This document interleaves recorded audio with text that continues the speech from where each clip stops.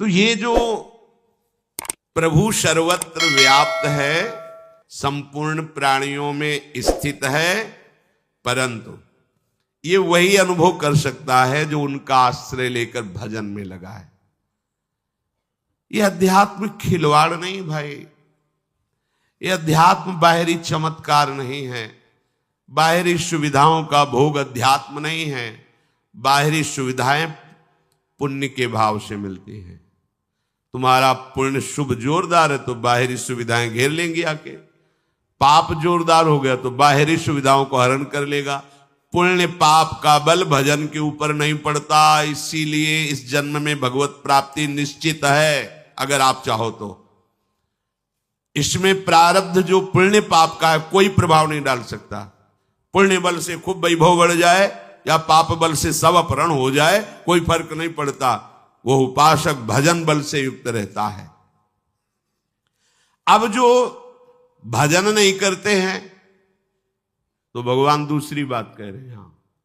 पहले तो कहा मैं सब में व्याप्त हूं, संपूर्ण प्राणियों में भगवान है, सब रूपों में भगवान है। अब जो भगवान कह रहे हैं ये थोड़ी समझ की बात है। या कह रहे हैं मत स्थान सर्वभूतानि न चाहम तेषु अवस्थिता, मैं उनमें नहीं हूं और वो मेरे में नहीं। अभी क्या कह रहे, मया तत्मिदं सर्वम जगद अव्यक्त मूर्तिना, मैं ही संपूर्ण प्राणियों में स्थित हूं, चाहे वो परा प्रकृति हो चाहे अपरा प्रकृति हो, जीव हो या माया हो, मैं ही मैं हूं। समझ में आ गई? क्योंकि बहुत बार सुना है। अब एक भगवान बात कह रहे, आश्चर्य में ही कह रहे, न चाहम तेषु अवस्थिता। पहली बात का मया तद्विदम सर्वम जगद अव्यक्त मूर्तिना, मैं सब में विराजमान हूं। पहली बात के विरुद्ध भगवान यहां बोल रहे, मैं उनमें स्थित नहीं हूं, मैं सब में स्थित हूं, सब में। अब इसमें कह रहे भगवान न चाहम तेषु अवस्थिता, मैं उनमें स्थित नहीं हूं। किन में? जो मेरा आश्रय लेकर भजन नहीं कर रहे हैं।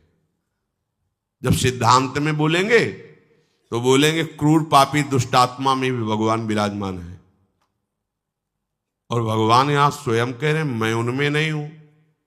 इसका भाव समझे, बड़ा सूक्ष्म भाव है। जैसे उदाहरण में समझेंगे आप, भगवान ने कहा कि आत्मा का जन्म मरण नहीं होता है, न कोई जन्मता है न कोई मरता है, जो आत्म स्वरूप है। पर अर्जुन यदि तुम मानते हो जन्म मृत्यु को, आत्मा का नहीं होता, न जायते मृत्युः कदाचित्।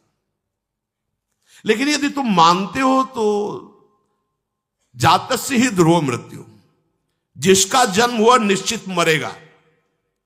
दो बात की ना, पहली बात में ना किसी का जन्म है ना किसी की मृत्यु है। किसकी? जो आत्मस्वरूप में स्थित है उसको यह अनुभव होगा। लेकिन जो शरीर में स्थित है, जो जातस्य ध्रुव मृत्यु, वो जन्मा मरेगा निश्चित। अब यहां बात समझो, पहले शब्द में भगवान बता दिया कि मैं सब में हूं। अब फिर कह सकते कि जब भगवान हम में है तो हमारे कल्याण में अब कमी क्या हो सकती? भगवान ही आकर विराजमान है। भगवान कर मैं उसमें नहीं हूं। किस बात में? समझना होगा। यदि मैं उसमें स्थित होता तो जो परिवर्तन उसका होता वो मेरा भी होता। मैं तो अविनाशी हूं और वो स्थित है विनाशी शरीर भाव में, तो मैं उसमें नहीं हूं। उसके भाव में मैं नहीं हूं, इसलिए मैं नहीं हूं। सूक्ष्म भाव समझना, क्योंकि अगर मैं हूं उसके भाव में तो मेरा भाव आएगा। मैं अविनाशी हूं तो वो अविनाशी होगा, मैं चिदानंद हूं तो चिदानंद होगा। ये सब मेरे लक्षण उसमें नहीं है। क्यों? क्योंकि वो विनाशी शरीर भाव में, इसलिए मैं नहीं हूं। होते हुए भी मैं नहीं हूं। आत्मा का जन्म मरण ना होते हुए भी जन्म मरण होता है। ये गूढ़ विषय पवित्र बुद्धि में समझ में आएगा। उसका परिवर्तन होता है तो मेरा परिवर्तन होता है, उसका नाश होता है तो मेरा नाश होता है, उसका अभाव होता है तो मेरा अभाव होता है। लेकिन मेरा ना कभी अभाव होता है, ना परिवर्तन होता है, ना नाश होता है। क्यों? क्योंकि मैं उसमें हूं ही नहीं। किसमें? जो मेरा आश्रय लेकर के भजन करते हैं उनको ये अनुभव आएगा कि मैं उनमें हूं, वो मेरे में है। और जो मेरा आश्रय नहीं लेते, भजन नहीं करते, तो वो किसका आश्रय लिए? परिवर्तन विनाशशील शरीर संसार का। इसलिए मैं उनके भाव में नहीं हूं। तो भाव में नहीं तो नहीं है। हमारे भाव में भगवान नहीं तो कहीं भगवान नहीं है। वो दुष्ट नीच पापी, ऐसा दर्शन होता है। हमारे भाव में भगवान है तो सर्वम खलविदम, सब जगह भगवान। बात समझना, मैं नहीं हूं उनमें। तो कहते परिवर्तनशील अगर शरीर है, पंचभूत है, तो पीछे तो भगवान ने कहा कि अपरा प्रकृति भी मैं हूं, तो पंचभूत भी तो भगवान है। तो बोले वो मानता कहां है? वो मानता का उसके भाव में नहीं ना, इसलिए मैं नहीं हूं। समझ पाए? होते हुए भी भगवान ने मना कर दिया कि मैं नहीं हूं। बोले भगवान क्यों नहीं देख रहे, उनको क्यों नहीं बचा रहे? क्योंकि वहां नहीं है। नहीं है तो सर्वम, सब जगह भगवान। तो वो मानता कहां है? उसने पुकारा कहां? उसने भजा कहां? इसीलिए सब हो रहा है। ये बड़ा सूक्ष्म विषय है। तात्पर्य है परिवर्तनशील नाशवान अभाव में यदि तुम्हारा भाव है तो भगवान तुम में रहते हुए भी तुम में नहीं है उन्हीं की धरा में हो, पर तुम्हारे भाव में नहीं रहा तो नहीं है भगवान। जैसे शिल्पिल्ले बाई को कोई आकार विग्रह नहीं दिया था गुरुजी ने, ऐसे पत्थर को टुकड़ा दे, प्योर पत्थर, कोई आकार नहीं, और कहा ये तुम्हारे भगवान श्याम सुंदर है। उनके भाव में आया मेरे भगवान श्याम सुंदर है, छाती से हृदय में लगाए, रात दिन उन्हीं को प्यार दुलार। अब जब ब्याह हुआ तो पति की तरफ हेर ही नहीं रही थी। पति ने देखा कौन सा, किसकी छवि क्या, तो देखा एक पत्थर का टुकड़ा है। हमसे ब्याह किया, हमारी तरफ तो देख रहे पत्थर के टुकड़े एक देर जल में फेंक। भारी व्याकुलता, कूद पड़ी। अब तो प्राण त्याग देंगे, अपने प्रभु के बिना मैंने नहीं जी सकती। जल से निकल करके पत्थर का टुकड़ा, और सामने ही ललित त्रिभंगी मुरली मनो है ना उस पत्थर में, उसके भाव में नहीं है ना, वो फेंक दिया है पत्थर का टुकड़ा। वहां भांग जिससे बांटी जाती थी वो बट्टा धन्ना जी को दिया, ये भगवान है तुम्हारे। बालक थे तो शालिग्राम भगवान को नीचे बैठा दिया और बट्टा को ऊपर ऐसे रख दिया। बोले बड़े ठाकुर चाहिए कि छोटे? बोले हमें तो बड़े ठाकुर चाहिए। तो हाँ बड़े वाले ऊपर स्वामी है, ये ले, बस नहा के इनको नहला देना और पवा के इनको तुम पा लेना। साक्षात ठाकुर साथ घूमते थे ना। भांग के बट्टे में अगर हमारा भाव नहीं तो नहीं है ना, वो तो भांग का बट्टा, कोई श्री विग्रह थोड़ी हमारे लिए नहीं है, उनके लिए है। बस ये बात समझना है।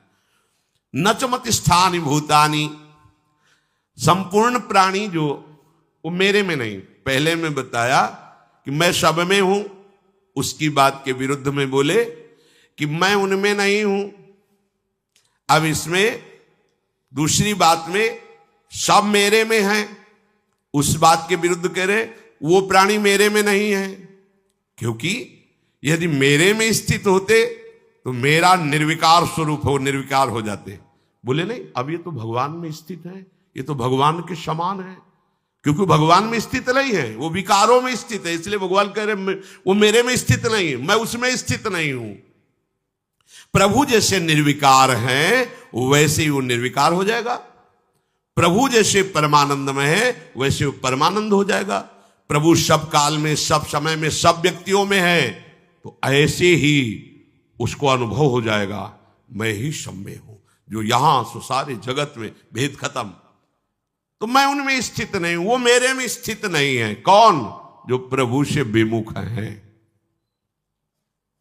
प्रभु हैं सब में, पर जिनके अंदर प्रभु का भाव नहीं है तो प्रभु वहां विराजमान होकर भी कहते मैं वहां नहीं हूं। जैसे दुर्वासा जी को कहा कि जो केवल मेरी अनन्यता में है, मेरे भजन में है, वो केवल मुझे जानते हैं, तो मैं केवल उन्हीं को जानता हूं। देख लो, सर्वज्ञ भगवान क्या कह रहे हैं? वो मुझे जानते हैं, मेरे अनन्य, तो मैं उनका अनन्य हूं, मैं केवल उन्हीं को जानता हूं। वो मेरे हृदय है, मैं उनका हृदय हूं। साधु हृदय मई हम। क्या भगवान सबके हृदय नहीं है क्या? फिर क्यों कह रहे साधु हृदय मई हम? उन्होंने अपना हृदय दे दिया तो तो मेरा हृदय ही उनके हृदय में स्फुरित हो गया।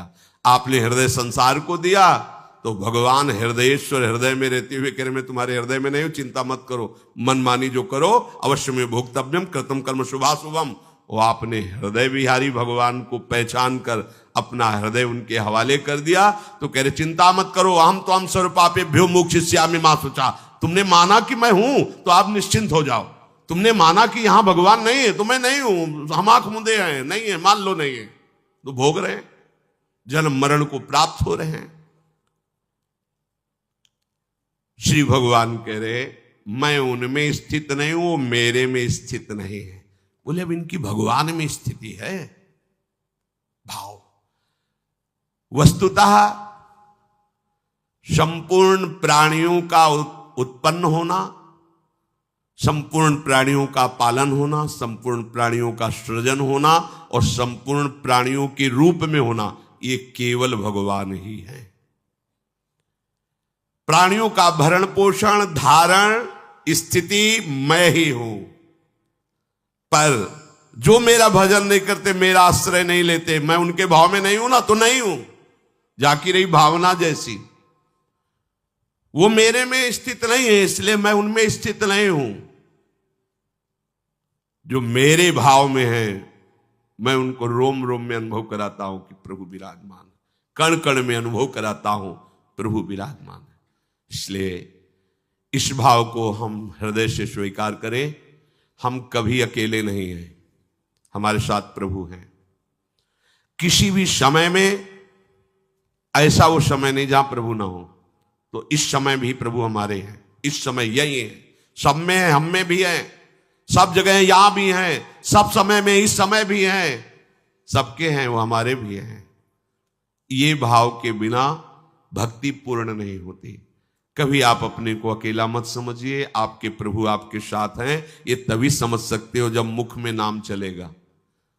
मुख में हो राम नाम, राम तेरे हाथ में, बंदे तू अकेला नहीं, राम तेरे साथ। ये कब अनुभव हुआ? जब मुख में राधा वल्लभ लाल को हृदय ध्यान, मुख नाम। फिर बोले अब किसकी जरूरत पड़ेगी? जब आपको लगेगा प्रभु मेरे साथ हैं, प्रभु मेरे हाथ में है। हाथ का मतलब होता है जैसा मैं चाहूंगा वैसा मेरे प्रभु करेंगे। ये आगे की स्थिति में होता है जैसा मैं चाहूंगा। पहले तो तुम्हें जोई जोई प्यारो करे सोई मोई भावे, ऐसी स्थिति बनानी होगी। फिर भावे मोई जोई सोई सोई करें प्यारे, ऐसी स्थिति अपने आप प्राप्त हो जाएगी। प्रभु का आश्रय लेकर निरंतर भजन, एक एक सेकंड, एक एक श्वास तुम्हारी बहुत कीमती है प्यारे। मानो 50 वर्ष तुमने धन कमाया, अब आपकी आखिरी श्वास है, तो 50 वर्ष के व्यतीत किए हुए समय में जो धन मिला, उस धन से तुम एक सेकंड भी नहीं खरीद सकते हो। 50 वर्ष की कमाई हुई संपत्ति से तुम एक श्वास भी नहीं बढ़ा सकते हो। सोचो तुम्हारी श्वासें कितनी कीमती हैं। इन श्वासों की सार्थकता है राधा राधा राधा। लाडली जी के चरणों का आश्रय लेकर नाम जप कीजिए, निहाल हो जाओगे, आनंद समुद्र में डूब जाओगे, दुख का निशान भी नहीं रहेगा, कोई शोक कोई भय तुम्हें स्पर्श नहीं कर पाएगा। बड़ा आश्चर्य है। यहां बाहर कुछ नहीं सुधारना, साधना से अपनी दृष्टि सुधारनी। दृष्टि सुधर गई तो किसी सूझ वाली आंख ने पहचान की, कण कण में झांकी भगवान की। वो ललित त्रिभंगी मुरली मनोहर अपने आराध्य देव को सर्वत्र देखता है। जड़ चैतन्य कछु नहीं दिखत, जित दिखत तित श्याम खड़े। समझो, श्री नरहरदास जी बड़े महापुरुष हुए, वो कह रहे जड़ चैतन्य कछु नहीं दिखत। हमें तो जड़ चैतन्य दिखाई दे रहा है, गुण दोष दिखाई दे रहा है। ये हम अभी मोहांधकारमयी दृष्टि से युक्त है, अभी ज्ञान का प्रकाश नहीं हुआ। भगवत भक्ति से जब ज्ञान का प्रकाश होता है तो उसे दिखाई देता मेरा प्रभु ही वास्तविक प्रभु ही था, प्रभु ही है, प्रभु ही रहेगा। पर प्रभु कह रहे हैं कि हे परम तप अर्जुन, जो मेरे इस धर्म की महिमा पर, मेरी इस बात पर श्रद्धा नहीं रखते, वो कभी मुझे प्राप्त नहीं कर पाते। वो मृत्यु रूपी संसार चक्र में बार बार जन्मते मरते रहते हैं। श्री भगवान कह रहे। और अपने लोग देखो, अरबों जन्म हो गए, बार बार जन्म, बार बार मरण।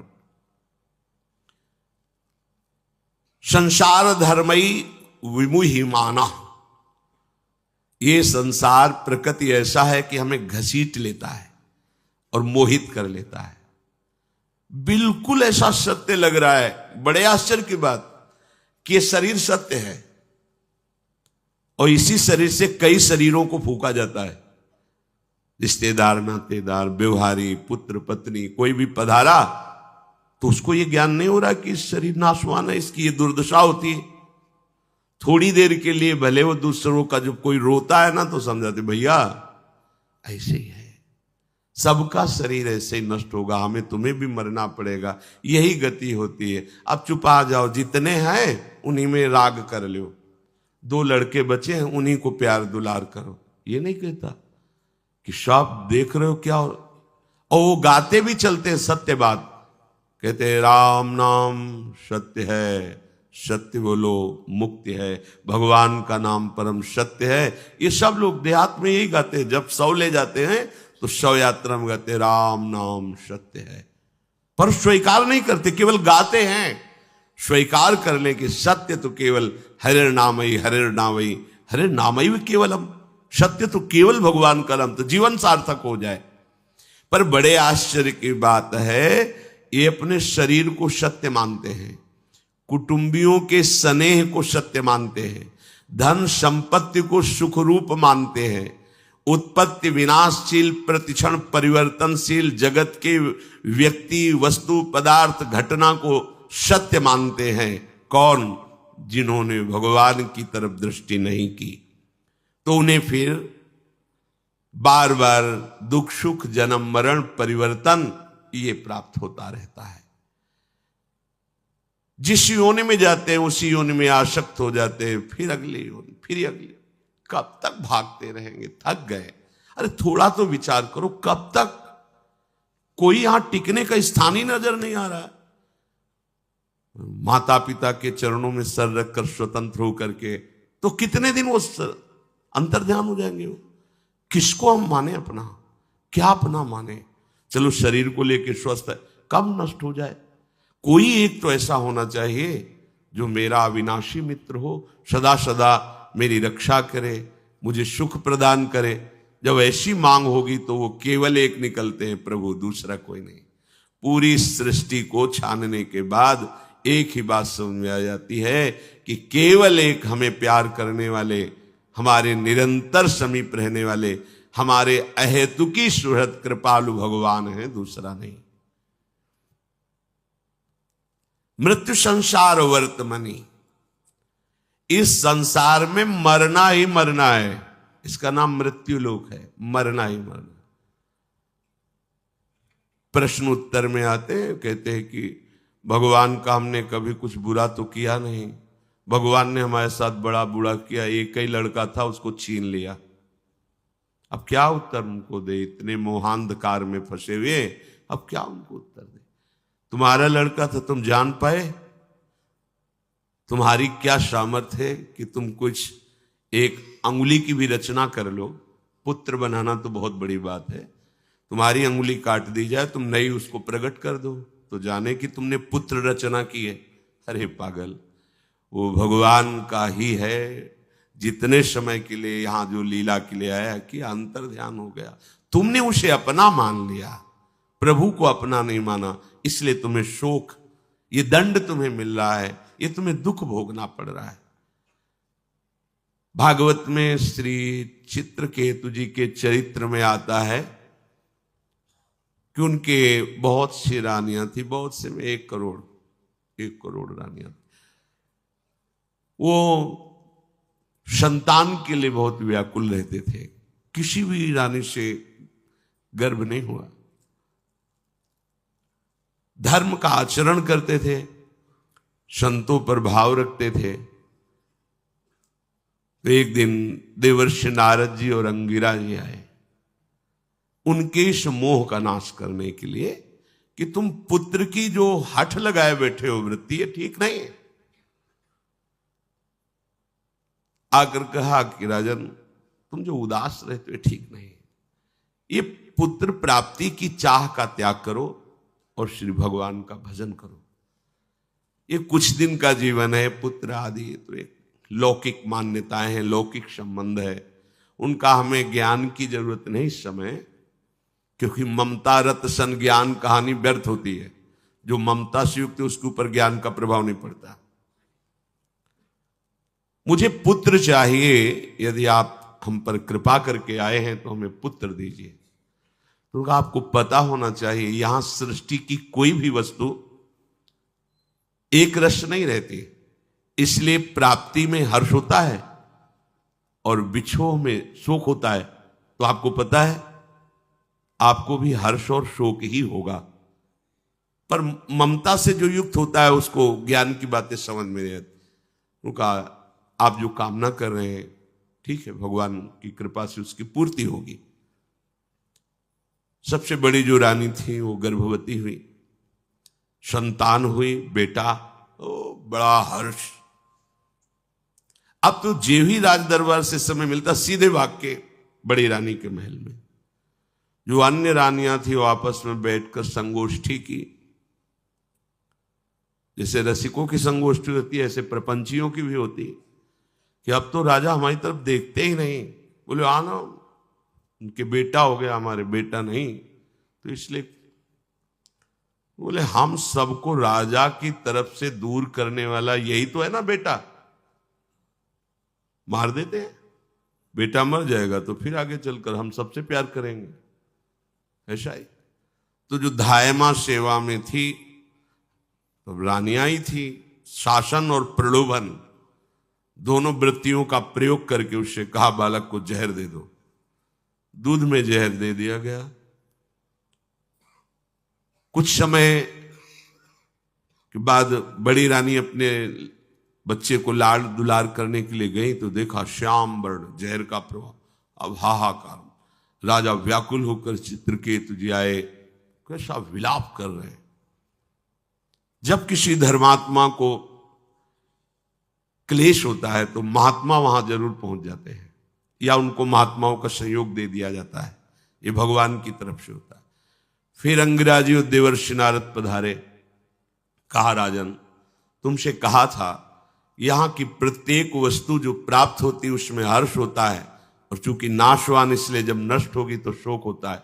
आप हमारी बात को समझ नहीं पाए थे, अब समझ लीजिए। उनका मुझे उपदेश नहीं, मुझे हमारे पुत्र से बात करनी है, बात करनी है, अभी बुला देता हूं। वो सामर्थ्यशाली महात्मा आकर्षण किया, जीवात्मा उपस्थित, बोले देखो ये तुम्हारे पिता तुम्हारे लिए कितने दुखी हो रहे हैं, आओ अपने शरीर पे आ जाओ। अरे उनका महाराज आप क्यों ऐसी मजाक की बात करते हैं, हमारा बाप है, कई बार ये मेरा बेटा बना, मेरी पत्नी बना, इसको पता है ये मेरा अरे कुछ समय के लिए अपने कर्म बंधन से जकड़कर इसके पास आया था, मैं इसका पुत्र नहीं हूं। ऐसे कठोर वचनों से बोले कि राजा को होश हो गया। अरे मैं जिसके लिए इतना रो रहा हूं, हाय हाय कर रहा हूं, कैसे बोल रहा है। अंतर्ध्यान जीवात्मा। बस उसी समय उनको वैराग्य हुआ और भगवान शंकरषण की आराधना करके भगवत साक्षात्कार किया। इस संसार को हम सत्य मान रहे हैं, रिश्ते नातों को सत्य मान रहे हैं, क्यों? भगवान कह रहे असत दधाना पुरुषा, क्योंकि उनको मेरे पर श्रद्धा नहीं है, इसलिए उनकी ये दुर्गति हुई। क्या दुर्गति? वर्तमान में शरीर से राग हो जाना, शरीर संबंधियों से राग हो जाना, शरीर भोगों से राग हो, वर्तमान में दुर्गति है। इसका परिणाम तो दुर्गति है ही है, केवल दुर्गति परिणाम है, केवल दुर्गति। और प्राय हम सब इसी में फंसे हुए हैं।